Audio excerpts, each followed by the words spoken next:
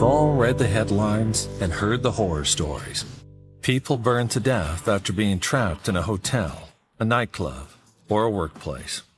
So, how prepared can you be?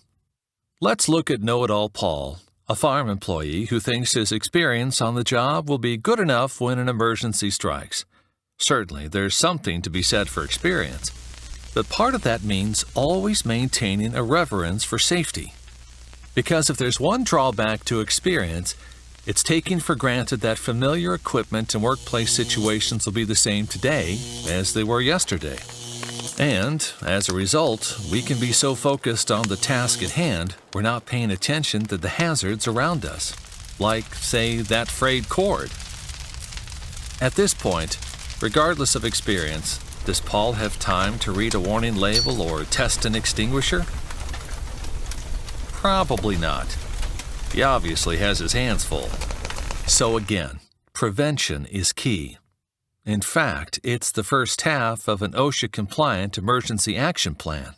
Every EAP should include safety measures to take in preparation before an emergency occurs and during an emergency.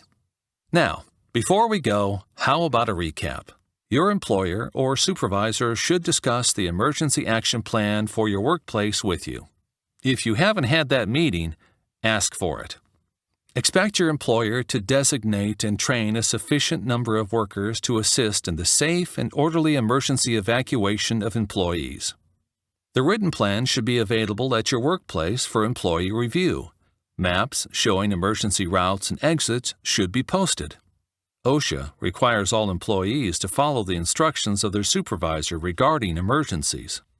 You should also follow all warning labels on equipment, chemicals, and vehicles, and report any fire hazards or ask any questions regarding fire prevention.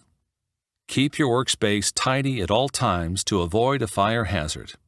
Your workplace should have approved emergency exits, and all emergency walkways should be cleared of obstructions, even during maintenance or renovation.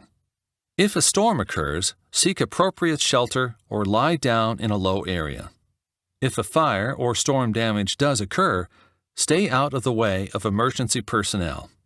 Do not leave following an emergency unless your supervisor has approved you to do so.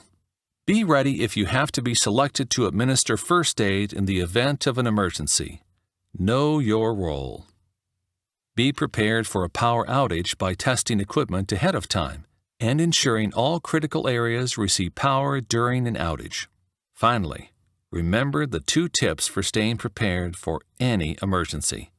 Have an emergency disaster kit on hand and follow the buddy system. While we can never know for sure when disaster might strike or a weather emergency might arise, being prepared can help safeguard property and save lives, including yours. Statistics show that working on a farm can be among the most dangerous occupations, but being familiar with your operations emergency action plan is a critical step to reducing that danger significantly, so you and your coworkers don't become another statistic.